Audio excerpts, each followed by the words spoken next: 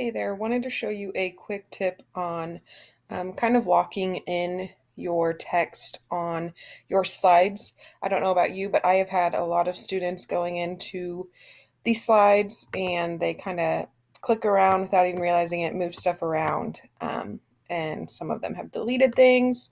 So this is just a way you can keep things locked in as a slide. Now, every computer is different, but what you're first going to do is you're going to take a screenshot of your screen. So to do it on a Chromebook, you come down here to the More Tools and take a screenshot, and it automatically comes here. So I'm going to click on that. I want to open the screenshot I just took and edit it. I'm then going to crop the screenshot to just be the slide.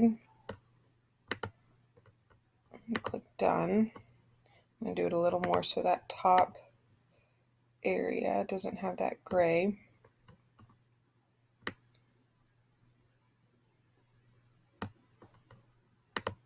Okay, so now I have that photo, so I can exit out of it.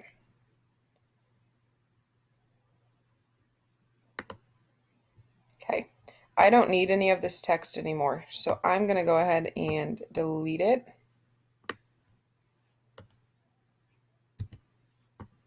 And now I'm going to change the background. So you can change the background by either clicking this picture or this button or slide change background. Either of those will get to it.